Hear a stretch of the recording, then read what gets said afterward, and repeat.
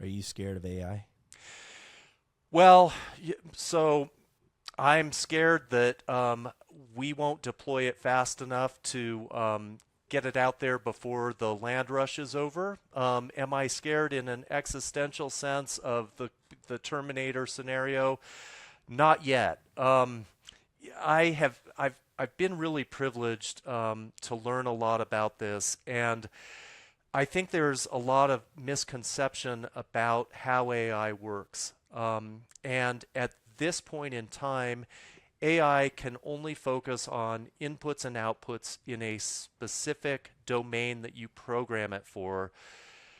It's not going to be scary in the Terminator sense until we reach a different level in AI. And I think the most likely pathway will be when computers can actually program effectively. And if a computer could rewrite its own code, yeah, now I start getting concerned. But we are light years away from that, and I'm not seeing that imminently. So, no, I'm not terrified that the computers are going to take over.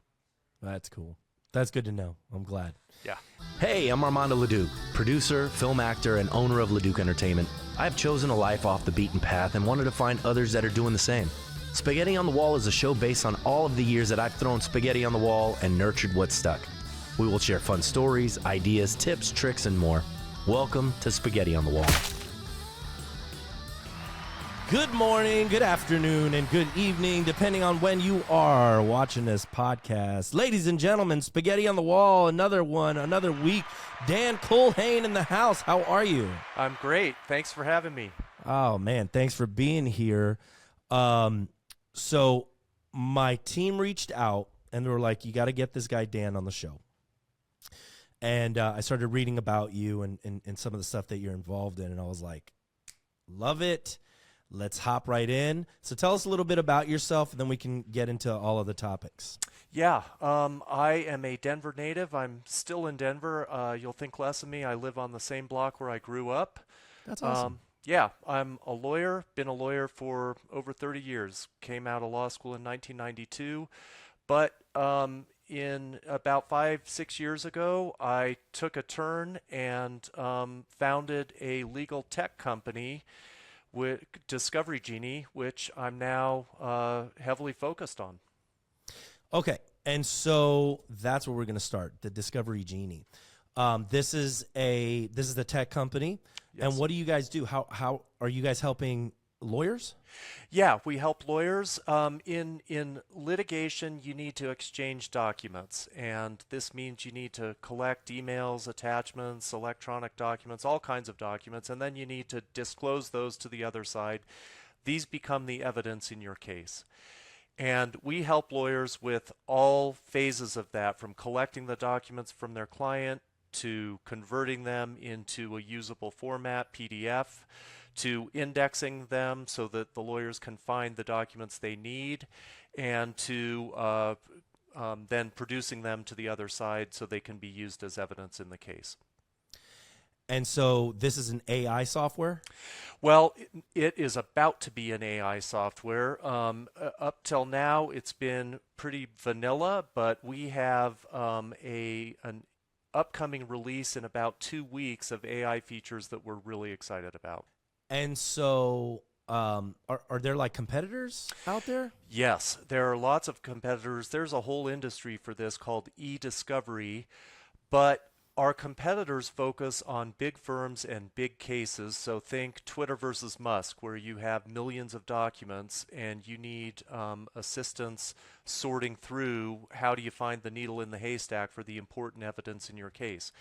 We work with small firms and small cases, the 90% of cases where the lawyers are reading all the documents, but they need help finding the right ones, organizing their materials so they can master their evidence and win their case.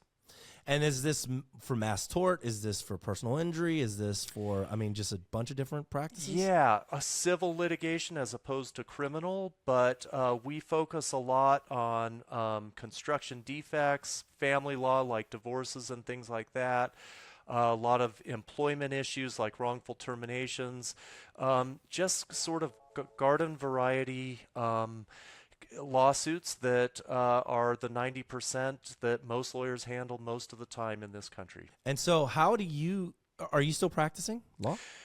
Less and less. I'm winding that part down and really focusing on Discovery Genie.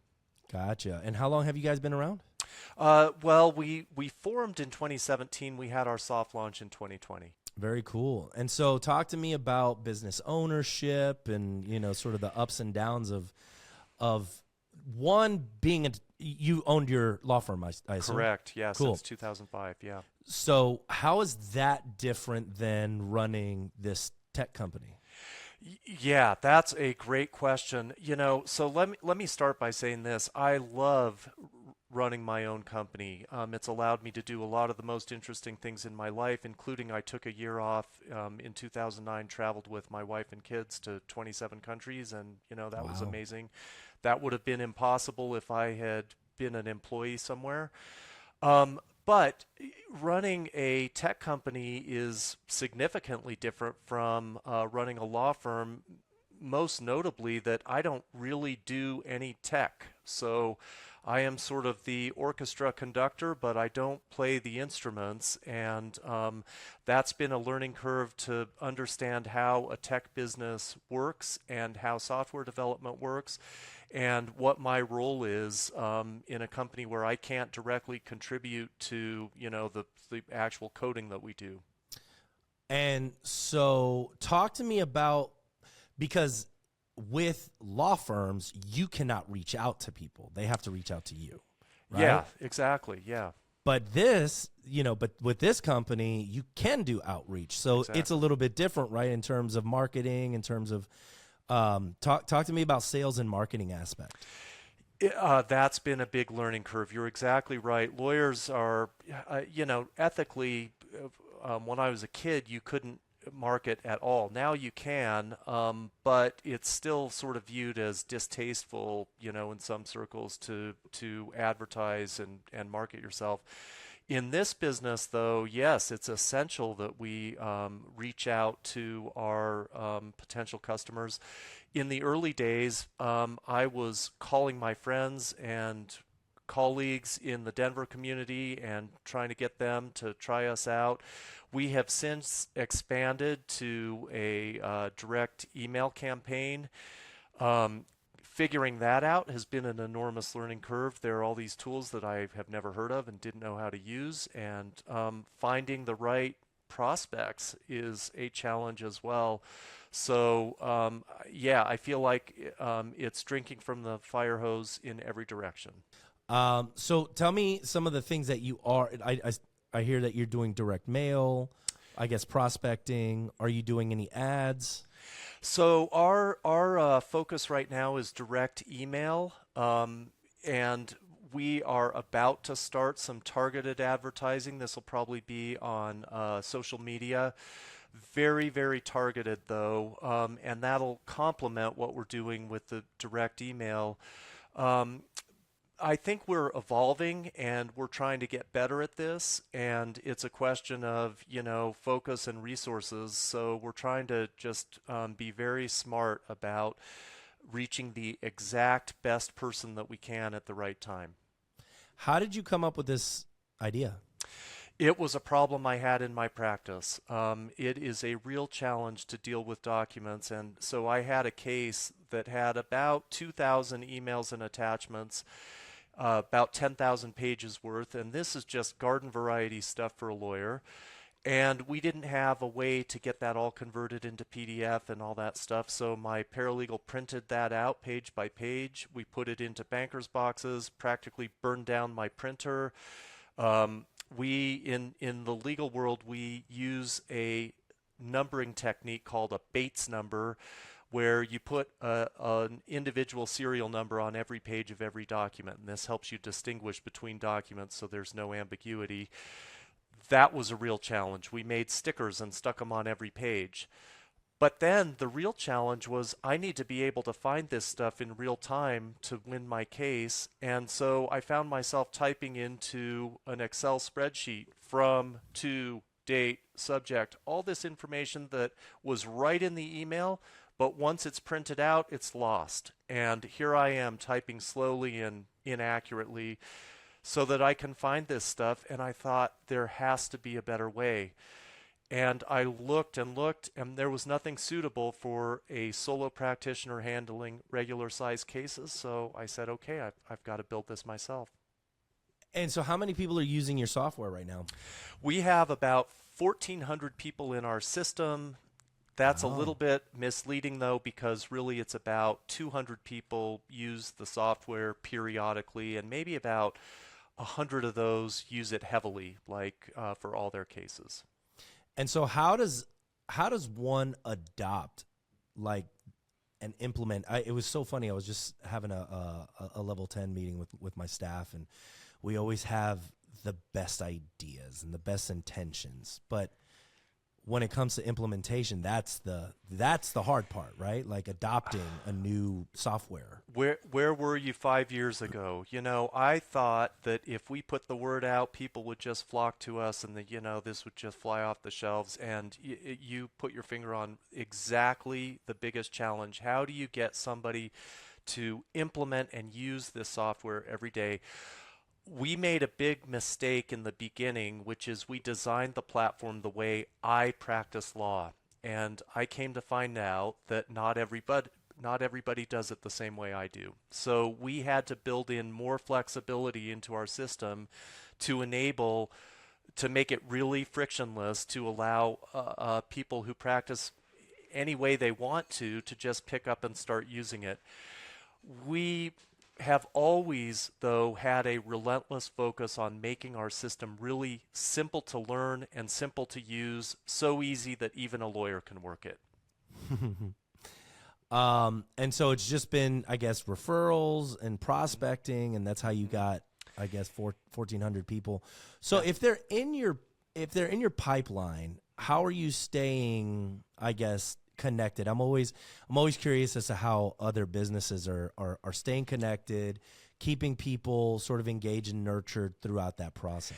Yeah, that is one of our biggest challenges, because for our software, there is a magic moment where you need us in the life cycle of your lawsuit, and for us to successfully implement and deploy our software, you need to be right at that magic moment. And it's hard to find that moment. We have ways of doing it, of searching public records to find cases where we think that moment is sort of imminent. But if we catch you 2 weeks early or 3 weeks late, then you don't really need us right then. And so then we need to have a way to kind of stay top of mind periodically. We have some automated, emails that are sort of like, blog posty, general information, just really to remind people, hey, here we are. Next time you have a case, don't forget, we can really help you.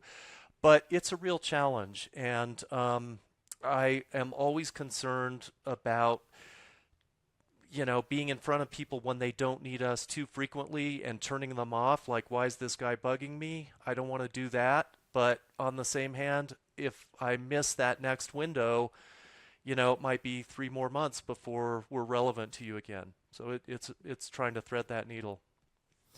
And so what can people expect when they, as a result of using your services? I guess you're saving time. We're saving time. We're saving lots of money. So the process I described in my own practice of printing everything out, that's how about 700,000 lawyers are doing this right now, is they are either printing stuff or they're having a paralegal open an email, save it to PDF, open an attachment, save it to PDF, give it a name. It is a very laborious and tedious process, and if you have to do that 2,000 times, it's going to take you a week and a half, and you are going to be on suicide watch. And so we eliminate all that. For the lawyer, though, the real magic is we index everything, and in our platform, you can take notes of, this is an important document, and here's why. I'm going to use this in my deposition. I'm going to use this to prove my, liability or prove my damages. When you use our system, we generate indexes that are easily searchable, sortable, and you can use Excel to color them in or slice and dice any way you want. This is the secret sauce that gives a lawyer mastery of evidence and allows them to go toe-to-toe with anybody, even a big firm that has, lots of additional lawyers, support staff, things like that. It's the ability to pick out exactly the document you need in real time. That's what we give our users. That's cool. Yeah. So tell me the vision of the business. Yeah, we want to really transform the business. The problem with law is it's too expensive, and that makes it inaccessible to people who really need a lawyer's help. And our little corner of the litigation world is part of what makes it so expensive. It's too resource intensive. What we want to do is automate that stuff that can be automated and reduce the amount of time it takes to practice law. One of the things I spent a lot of time at as a lawyer was when I needed that one thing I had seen that one time, I would search through my files over and over. Where is this thing? That is very wasteful. And if we had more people using software like ours, it would drive all those costs out of the business. That would allow lawyers to take on more cases, handle more cases, and it would make those marginal cases that you think, well, this isn't big enough for my time. It would be big enough now because your costs are lower and you need fewer hours to manage that case. So when you see this company in the next 5 years, obviously with the advent of AI and all of that, where do you see your company? We want to have much greater adoption, maybe 50,000 customers using us. And I also hope that the industry will take note and will see that these are some ways that we can actually level the playing field between small firms and big firms, and also improve access to justice by making the entire process of lawsuits less expensive and more responsive to the needs of actual real people out there. Are you, is this the plan to take you into retirement? Are you wanting to, acquire other businesses? Where do you see?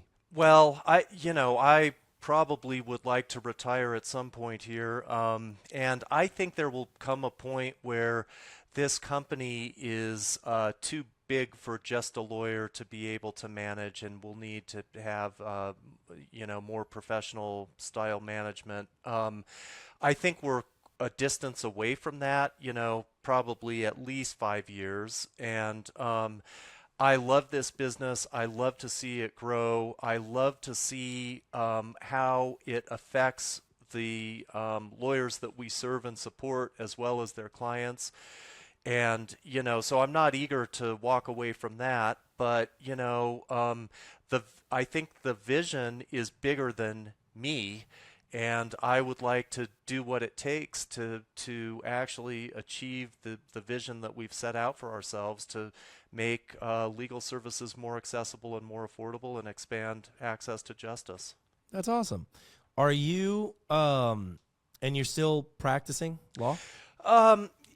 Yes, I'm winding that down. It's very hard to say no to my longstanding clients, and when they have something they need done, I help them. But, I'm stretched thin, and so I need to prioritize where I'm putting my energy, and so yeah, I'm increasingly Discovery Genie all the time. What's your practice? Civil litigation. I do some estate planning and probate, and then some real estate deals, typically for individuals rather than commercial or companies. Most of my practice is focused on individuals rather than businesses, or small businesses rather than large businesses. Gotcha. So talk to me about AI. I know you are you heavy into AI?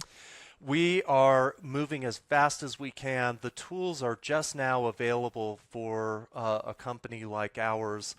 The AI things we're going to do are going to be amazing. One thing that we've already got prototyped and is out there sort of for alpha testing internally and with our closest customers is AI guided search.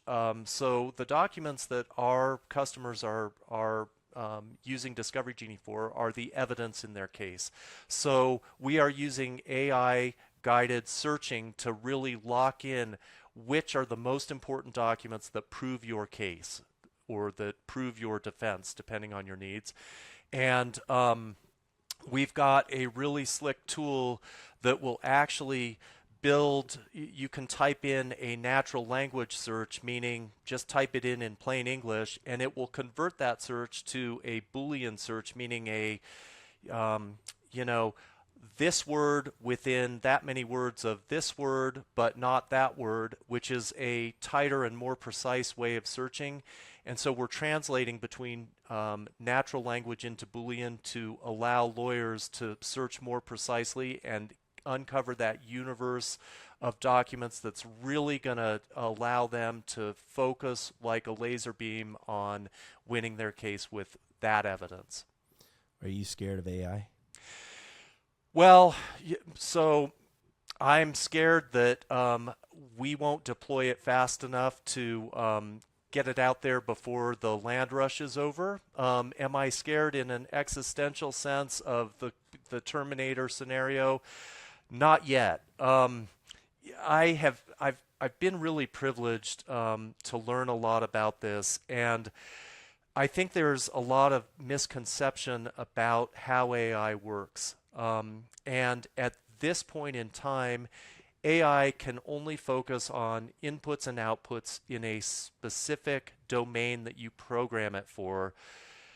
It's not going to be scary in the Terminator sense until we reach a different level in AI. And I think the most likely pathway will be when computers can actually program effectively. And if a computer could rewrite its own code, yeah, now I start getting concerned, but we are light years away from that, and I'm not seeing that imminently. So no, I'm not terrified that the computers are going to take over.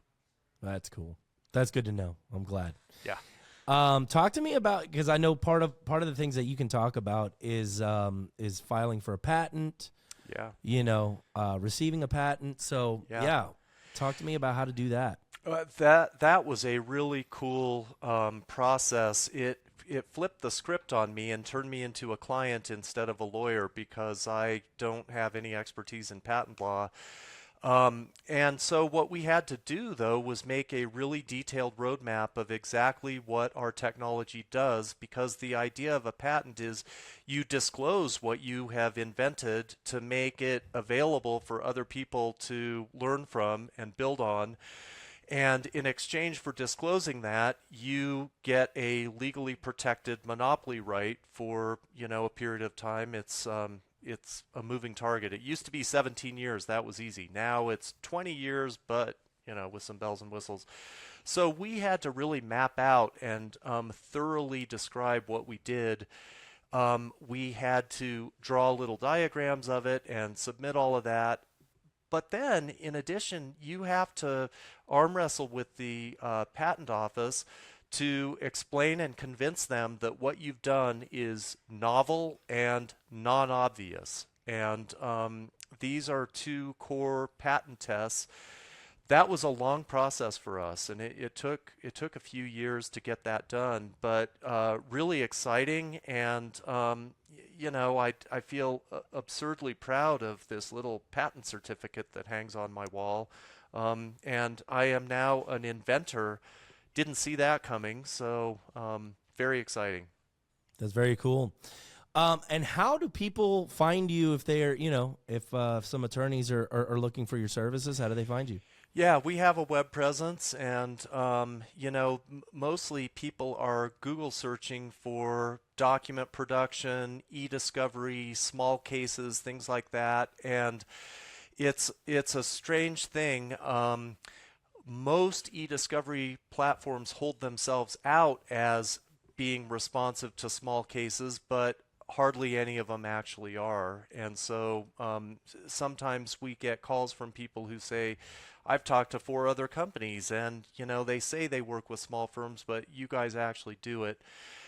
The other thing that is powerful for us is we are integrated with a company called Clio, which is a leader in legal practice management, which is a whole suite of services including billing, timekeeping, document storage, contact management, calendar management, things like that. We are an adjunct service and we're tied with Clio, so a lot of our customers find us through Clio, and then we just bundle together with Clio to provide, a broader set of services than what Clio does on its own. That's cool. Do you have a webinar? I have done several. I haven't done any lately though. But, Okay. Good reminder, note to self. No do some worries. more webinars. Yeah. Yeah. If there's a webinar, please send it my way. I work with a lot of attorneys, so Yeah, would love to. Thank you. yeah, would like to know more about it. Well, Dan, so they can find you at discoverygenie.com, Yes. and you have social media pages. LinkedIn, we have Facebook. I've got to confess, this is not our strength. It's not my strength. We are trying to build that up and, working as hard as we can. Note to self, do more social media. No worries. Yeah. All good. No worries. Yeah, guys, look, if you guys, if you're looking for this solution to your problem, please reach out, Discovery Genie. Dan, thank you so much for being here. And let us know how you help. Thank you so much. I really appreciate the opportunity to talk with you. 100%. And that was Spaghetti on the Wall, ladies and gentlemen, brought to you by Leduc Entertainment. For all of your digital marketing needs, social media, podcasting, we got you. And you can watch Spaghetti on the Wall anywhere. You're probably listening to it right now. And we'll see y'all next week.